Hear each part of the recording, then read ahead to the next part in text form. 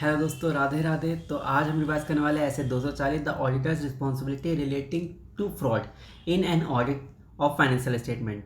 अब हमारी as a auditor क्या क्या रिस्पॉन्सिबिलिटी होते हैं इन regarding of the fraud in N financial statement. चलो हम स्टार्ट करते हैं पहले स्कोप से। तो इसका स्कोप क्या है? डिटेल, ठीक है, deals with the auditor's responsibility. Auditor की रिस्पॉन्सिबिलिटी क्या होती है relating to fraud in an audit of financial statement. It expands करता है on how SA 315 and SA 333 are to be applied in relation to risk of material misstatement due to fraud. ठीक है, ऐसे 315 and 330 का भी apply होगा in relation to risk of material misstatement due to fraud. चलो हम इसके बारे में आगे डिटेल में बात करेंगे। फिलहाल ऑब्जेक्टिव देखते हैं। To identify and assess the risk of material misstatement in the financial statement due to fraud. इसका पहला ऑब्जेक्टिव आता है कि आइडेंटिफाई करना है एंड एसेस करना है risk of material misstatement in the financial statement due to fraud and to obtain audit evidence about the assessed risk of material misstatement. पहले तो ऊपर आइडेंटिफाई किया और अब इसमें ऑब्टेन करेंगे ऑडिट एविडेंस को ऑब्टेन करना about the assessed risk of material misstatement due to fraud through designing and implementing appropriate responses. ठीक है, risk of material misstatement fraud through designing and implement appropriate responses. अब third, to respond appropriately to identifying and suspected fraud. To respond, इसका objective है कैसे respond करेंगे appropriately to identify जो हमने किया एंड सस्पेक्टेड फ्रॉड पे। आगे हम देखते हैं इसकी रिक्वायरमेंट।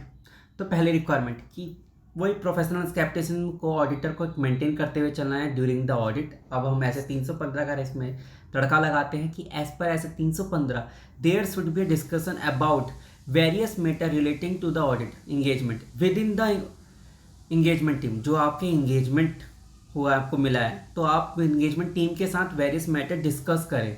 आपको अपने साथ ही नहीं रखनी बात, आपके जो भी इंगेजमेंट टीम मेंबर होंगे उनके साथ भी आप डिस्कस करेंगे।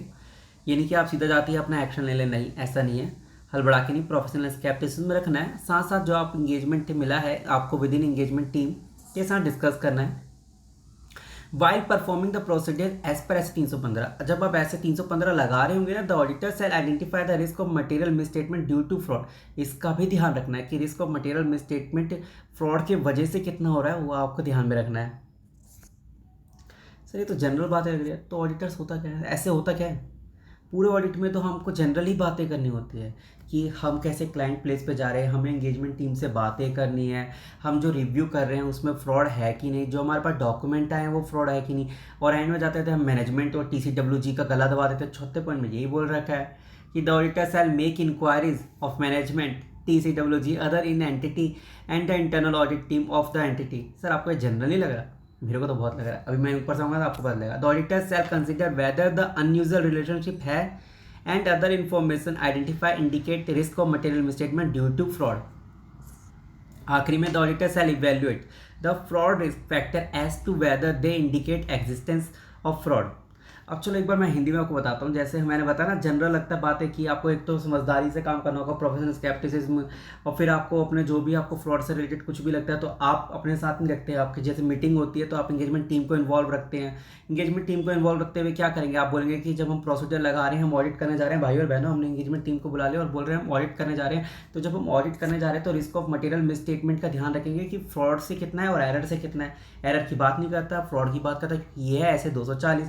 जैसे ही आपको पता चलता है तो आप किससे बात करेंगे, मैनेजमेंट से बात करेंगे, TCWG से बात करेंगे एंड इंटरनल ऑडिट टीम से भी आप बात कर सकते हैं। उसके बाद क्या है, आपने बात कर लिया, उन्होंने बोला कि हाँ या नहीं, आपको लगता है ठीक है तो हम कंसीडर करते हैं और हम अनयूजुअल रिलेशनशिप देखेंगे। हम वहाँ पे जाके जब काम कर रहे हैं तो हमें अनयूजुअल रिलेशनशिप मिला, रिलेटेड पार्टी ट्रांजेक्शन मिला, रिस्क ऑफ मटेरियल मिसस्टेटमेंट मिला कंप्यूटर में, तो हम उसकी तरफ ध्यान रखेंगे, कंसीडर करेंगे। और एंड में क्या हुआ, रिस्क फैक्टर जो हमने आइडेंटिफाई करे हैं वो इंडिकेट करते हैं या नहीं करते हैं।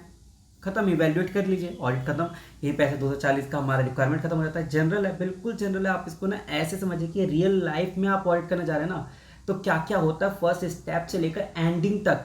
जब तक आप ऐसे नहीं सोच के पढ़ेंगे ना, जब तक होना बहुत मुश्किल हो जाएगा। इसलिए बिग 4 वाले इसमें ज़्यादा अच्छे मार्क्स लाते हैं ऑडिट में, क्योंकि वो हर एक एक छोटे छोटे स्टेप को ना लिख पाते हैं। हमारे स्मॉल फॉर्म में या जो मीडियोकर फॉर्म होते हैं वहाँ पे ऐसा नहीं होता है। इसलिए एप्लीकेशन ऑफ ऐसे 315 एंड ऐसे 330 ये भी आप अपने लैंग्वेज में लिख सकते हैं। सही में सर, आप लिख सकते हैं, आपको अपने पर विश्वास रखना होगा। पहली चीज़, identifying and assessment of risk of material misstatement due to fraud. ठीक है, आइडेंटिफाई करना एंड असेसमेंट करना risk of material misstatement due to fraud. First, the auditor shall identify करेगा एंड एसेस करेगा risk of material misstatement due to fraud at the financial statement level and assertion level. जो भी हमारे assertion level होंगे या financial statement level पे हमें risk of material misstatement due to fraud कितना है हमें वो आइडेंटिफाई करना होगा। सही बात है, जब हम जा रहे हैं, हम प्रोफेशनल कैपिटल मेंटेन कर रहे हैं, तो हमें ये भी तो देखना होगा कि भाई साहब फ्रॉड तो नहीं हो रहा है, रिलेटेड पार्टी ट्रांजेक्शन, ये सब देखना होगा। आइडेंटिफाई करेंगे एंड एसेस करेंगे। सर ये तो जनरल बात है, तो जनरली तो लिखना है इसमें, आप लिखते ही नहीं हो जनरल बातें, जब भी तो मार्क खा रहे हो। मैं स्टार्टिंग से कह रहा हूँ, जनरल बातें हैं, लिखना है। द ऑडिटर सेल इवेल्यूएट, जब आपने आइडेंटिफाई करा तो आपको इवेल्यूएट भी तो करना होगा। इवेल्यूएट करने के बाद रिस्पॉन्स भी करना होगा, लेकिन ये तो इवेल्यूएट की बात कर रहा है। The auditor shall evaluate which type of fraud है, ये रिवेन्यू का है, revenue transaction give rise to such risk.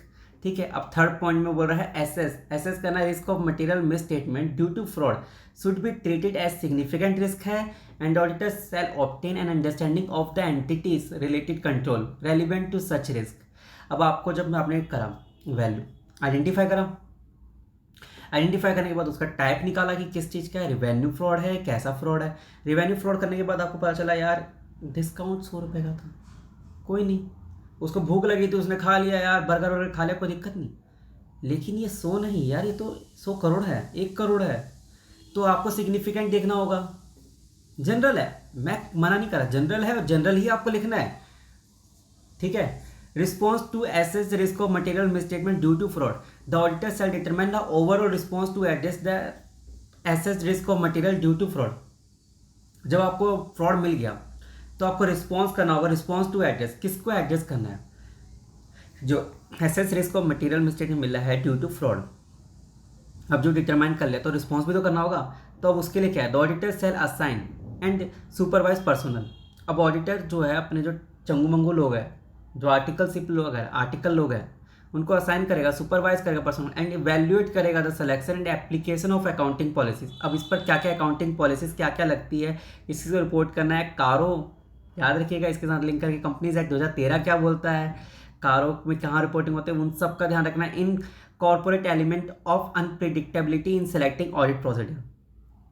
ठीक है, at the assertions level auditor shall perform the audit procedure करेगा responsive to assess the risk of material misstatement due to fraud at such level. Sir ये तो सब चीज़ general लग रहा है कि हम बाहर गए, हमने इवैल्यूएट करा, हमने एंगेजमेंट टीम से बात करा।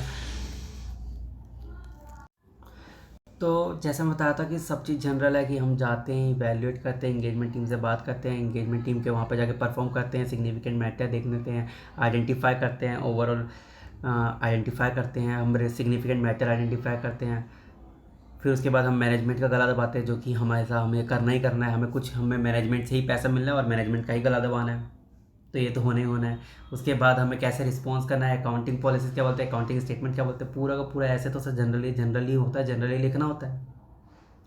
ये सब चीज़ें हम स्मॉल और मीडियोकर फर्म वाले खो देते हैं, जब ये ऑडिट में मार्क्स खो देते हैं, हम लोग कम आते हैं। Evaluation of evidence and enable to continue, evaluation करना है एविडेंस को और हम अनेबल हो गए, भाई हम नहीं कर पा रहे हैं ऑडिट, इतना ज़्यादा फ्रॉड है, तो उस केस में आपको क्या होगा, if auditor for identify the misstatement consider whether it's fraud. आपने पता चला गया भाई फ्रॉड है, if it is a fraud, अगर हमें पता चल गया फ्रॉड है, पहले हमें जनरल लाइन क्या लिखनी होगी, हम अनेबल है तो भाई माहौल बनाओ क्वेश्चन के अंदर कि इफ ऑडिटर आइडेंटिफाई, हमें आइडेंटिफाई मिल गया फ्रॉड, हमने इवैल्यूएट करा, इफ इसके बाद हमें कंसिडर करना होगा, if it is fraud then consider the reliability of management representation and reevaluate the assessment risk of material misstatement due to fraud of and the implication of the audit.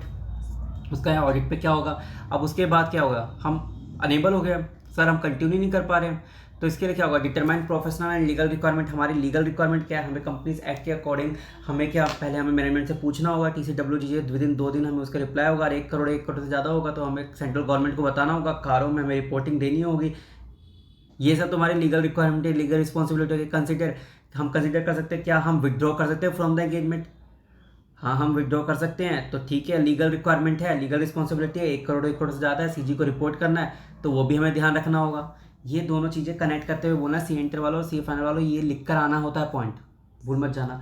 अगला point होता है if auditor withdraw, अगर withdraw कर लेते हैं the auditor shall discuss reason with withdrawal, आपको withdrawal का discussion करना होगा मैनेजमेंट या TCWG के बाद। हाँ आपको बताना है ना, सुन तेरे अंदर फ्रॉड लिखा है ना, तो मेरे को अब जाने दे, अगर मैं नहीं गया तो मैं CG को बताऊंगा। हाँ तो वो बोलेगा ठीक है सर आप जाओ। ये खुद यही बोल रहा है ऐसे, मतलब मेरे को समझ नहीं आता किसने लिखा है। थोड़ा सा एक लाइन में लिख देता कि यार ऑडिटर विड्रॉ करा, लेकिन क्या करें, जनरलिटी को फॉलो करना है हमें। मैं स्टार्टिंग से ये बात बोल रहा हूँ, जनरलिटी को फॉलो करना है। Determine whether there is a other professional legal requirement to report, कोई अदर लीगल रिक्वायरमेंट है या नहीं। एक वो 1 करोड़ की बात याद रखना कंपनी एक्ट वाली। Other important point to be consider, other important point क्या हो जाता है इससे रिलेटेड, भाई साहब ये अदर पॉइंट है। तो पूरा ऐसे क्या था, management override to control the auditor shall design and perform the audit procedure. क्या होगा, test the appropriateness of journal entries and other adjustment. आप जब वहाँ पे जा रहे हैं तो आपने जनरल एंट्री देखनी है, अदर एडजस्टमेंट देखने हैं, रिव्यू करना है क्या अकाउंटिंग एस्टिमेट्स बायस है कि नहीं, इवैल्यूएट करना है, rational and unusual significant transaction general है वही लिखना है कि हम जा रहे हैं तो जनरल एंट्री ठीक से करा नहीं करा, अकाउंटिंग एस्टिमेट ढंग से लगाया नहीं लगाया, अनयूजुअल सिग्निफिकेंट ट्रांजेक्शन तो नहीं है, वो सब ध्यान रखना है। मैनेजमेंट रिप्रेजेंटेशन लेने ना, मैनेजमेंट रिस्पॉन्स रिप्रेजेंटेशन किसके लोग हैं, मैनेजमेंट की रिस्पॉन्सिबिलिटी क्या है, मैनेजमेंट ने रिस्क आइडेंटिफाई करा नहीं का, result of fraud, disclosure of knowledge of fraud, suspected fraud to auditor, communicate किसके साथ करेगा भाई, सबसे पहले तो TCWG और मैनेजमेंट है ही, उन्हीं के साथ तुम कम्युनिकेट करोगे, ऐसे तो यही बोलेगा। लेकिन हम ऐसे के बाहर जाते हैं कंपनीज एक्ट, तो कंपनीज एक्ट वो एक लिमिट लगाता है 1 करोड़ की, जिसके लिए आपको CG से बात करनी होती है, और फिर इसके भी और आगे जाते हैं तो कारों में भी रिपोर्टिंग होती है। या अब इसमें डॉक्यूमेंटेशन की बात करें तो एज रिक्वायर्ड बाय ऐसे 315 जो प्लान एंड ऐसे 330 जो भी आपने आइडेंटिफाइड इवैल्यूएट करा था risk of material management due to fraud, तो वो आपको डॉक्यूमेंट करना होगा। आपका सिग्निफिकेंट मैटर्स कितने मिले ड्यू टू फ्रॉड, तो वो बात करना होगा। जो ऑडिटर की जो कम्युनिकेशन हो रही है मैनेजमेंट के साथ, तो वो आपको कम्युनिकेट करना होगा। जो भी आपके बीच में ब्रिचेज हुए या रीजन या कोई भी आपने कंक्लूजन ड्रॉ करा, वो सब कम्युनिकेट जो भी आपने किया था वो सब आपको डॉक्यूमेंट करना होगा। जनरल बात है, लेकिन यही लिख के आना है। आज के लिए हम यहीं पे इसको स्टॉप करते हैं। आपको वीडियो कैसा लगा नीचे कमेंट्स में बताओ। चैनल को प्लीज़ यार सब्सक्राइब करो, कोई नहीं सब्सक्राइब करता है, कुछ तो कर लो यार, कुछ तो सब्सक्राइब कर लो।